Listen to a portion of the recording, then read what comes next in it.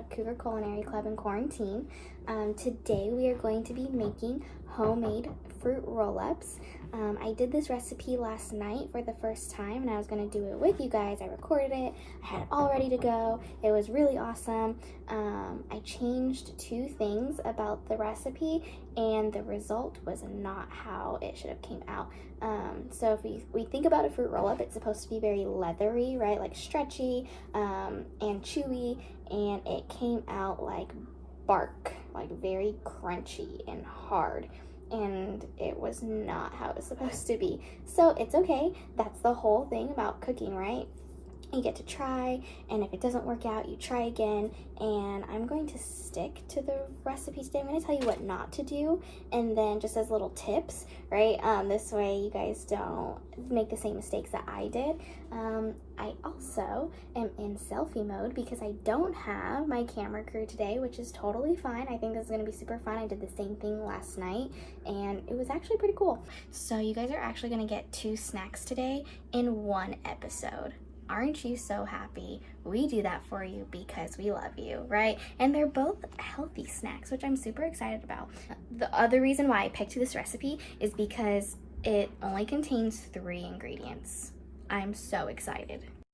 All right, so we have our ingredients. All it takes is 2 tablespoons of honey, 2 tablespoons of lemon, 2 to 3 cups of whatever fruit you want to have your fruit roll-ups taste like, right? So I'm doing 2 cups of strawberries, but what I'm also gonna do, just to, throw in some other fruit, is I'm actually gonna use a bag of this organic fruit blend. It's for smoothies and that's what I use it for, but I figured why not, right? Why can't I just try it for these fruit roll-ups? I love it because it has a different mixture of blueberries, strawberries, raspberries, kale, and spinach. We're gonna mix everything up really, really well until it's smooth. And when I tried the recipe yesterday, it actually tasted really good. The thing is that because sometimes fruits aren't ripe enough, they could be a little bit on the tardier side. I'm going to only do about 1.5 tablespoon of lemon juice. I did feel that it was a little bit on the sour side, so that's the thing that I'm going to change after doing that. But our key thing, so we have 2 key things about this recipe. You need parchment paper. Do not use wax paper. Do not use foil when you put this mix on your cookie sheet. You need parchment paper because it will stick, and you want the parchment paper is the best because it will just peel right off, right? Because you want like a leather texture.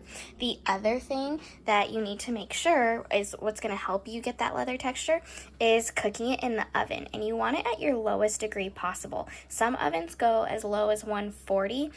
Ours goes as low as 170. So you just want it at the lowest degree possible because that's going to dry out all of your fruit. All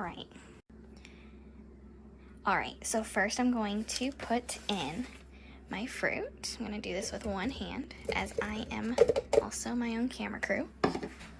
So fruit goes in first. Then we're going to mix that.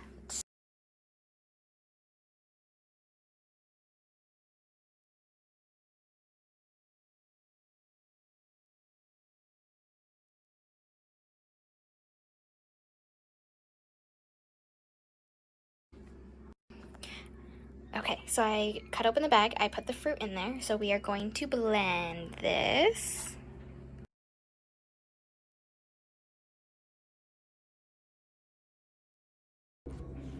Okay, so after you blend it until it's pretty smooth, we're going to stop the blending. We're going to add in our honey and our lemon, and again, it's optional, sugar. Okay, so I'm going to roll out my lemon just to get the juices flowing. I'm going to put the honey in, so 2 tablespoons of honey. And then after you do that, you're going to blend it again till it's nice and smooth. So if you do 3 cups of fruit, here are my little side tips. It is going to be a lot. So I would recommend 3 cups of fruit if you have a bigger size cooking sheet. I messed up yesterday because I thought I did 3 cups of fruit, and when I put it on my cookie sheet, it was about a medium-sized cookie sheet, so I thought that it was too much and it was too thick. So what I did was I took half of it and I put it on another cookie sheet. Well, after I cooked it, it was too thin, so that's why it came out crunchy, because I cooked it for too long and it dried out. Right now I'm gonna put a tablespoon and a half of lemon juice. So that's my second tip. Let me see. I feel like I have another third tip. So the cooking time for this is about 4 to 6 hours. I know it sounds like a long time, but it really has to dry out, and I totally understand, because there were still some parts, even though that were crunchy, that were a little bit, it was uneven, so you do want to make sure that you spread it out evenly. But there were some parts that were still thicker, so that needed to be cooked longer, and I cooked it for about 4 hours because I could see that it was already getting hard. So hopefully these ones come out a little bit better today, or this will be very awkward. All right, so fresh lemon juice, a tablespoon and a half. So I just needed to use about a medium-sized lemon, and that got me a tablespoon and a half. Probably could have got me about 2 tablespoons. Perfect. So now that that's in there, still need to add the sugar. So I'm going to put a teaspoon. So I use the same tablespoon. A teaspoon of sugar. Just eyeballing that in. I'm going to blend until smooth, and then that's it. Super fast preparation time.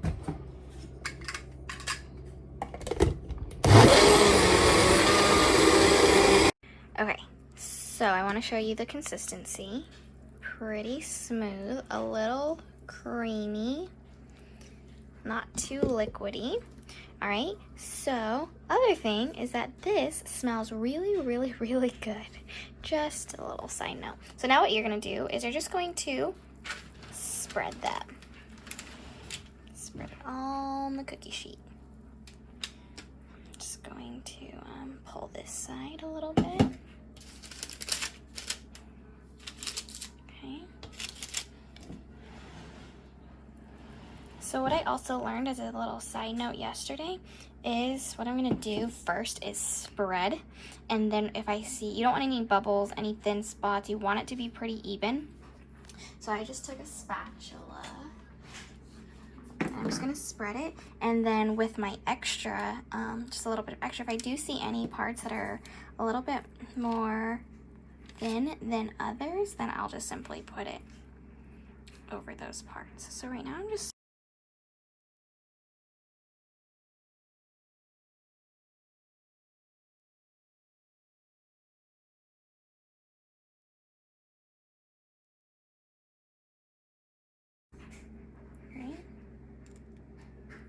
so it looks pretty good. Where I'm gonna add it is over here. We can see that it's kind of thin. So I'm going to put some on this side, some on that side, and I guess that's the rest of it. So again, parchment paper, super important, and you can find that at the grocery store.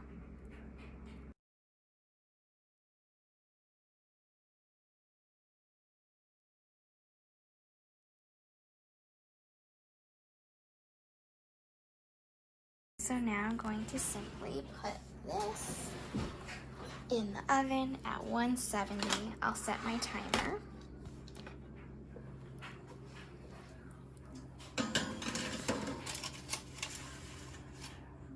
Right there.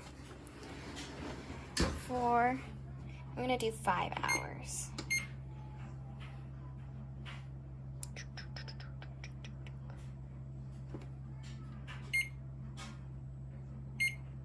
Actually, I'm gonna do 5.5. Actually, I'll do 5.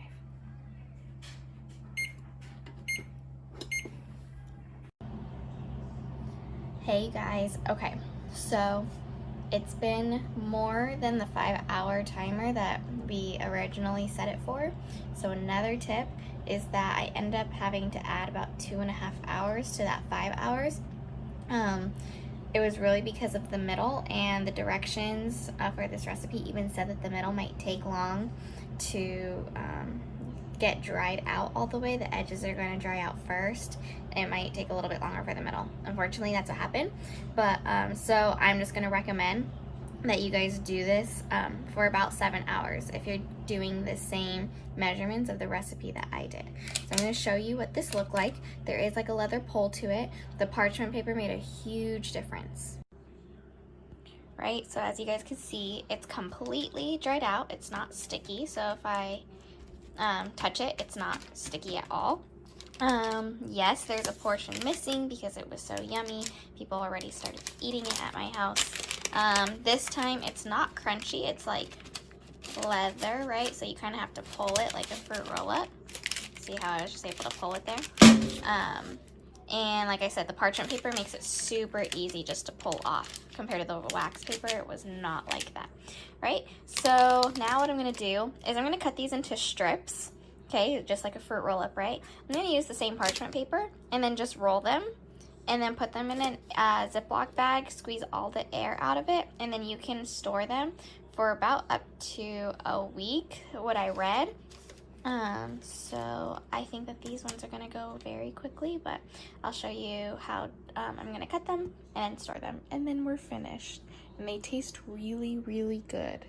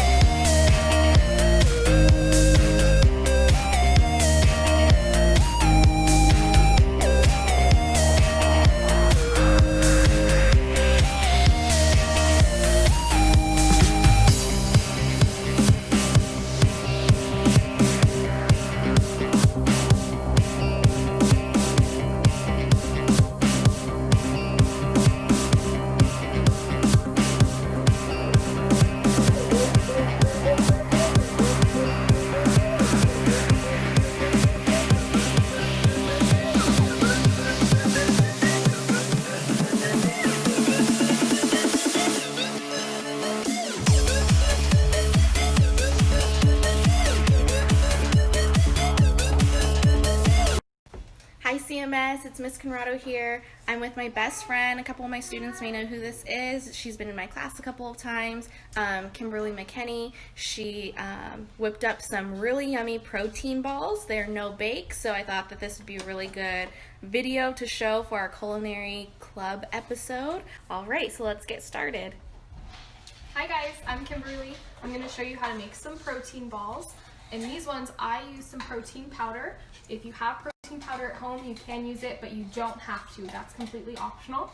So you need 2 cups of oatmeal, just the raw oatmeal, and then you need half a cup of peanut butter, 1/3 cup of honey, and a teaspoon of vanilla. And if you want to add the protein, just do 1 to 3 scoops depending on your preference. And you're going to mix all of the ingredients. It's going to be kind of crumbly, but then you're going to roll it really tight, kind of squish it back and forth to compact everything. Once you get a solid form going, you want to just make it into a ball. If you use enough peanut butter, you don't have to chill the dough right away, but if it's still kind of crumbly, you might like to put it in the fridge for about an hour, and then you'll get a better consistency. But once you get a ball form, you can just lay them flat, and you can put them in the freezer or the fridge to chill for up to like a week, and then you can just have 1 or 2 a day for a snack. Yay! Alright you guys, so I thought that was a really good healthy snack to try at home. Some ingredients that you just might have laying around the house. Alright, make sure you guys stay safe, wash your hands. Bye!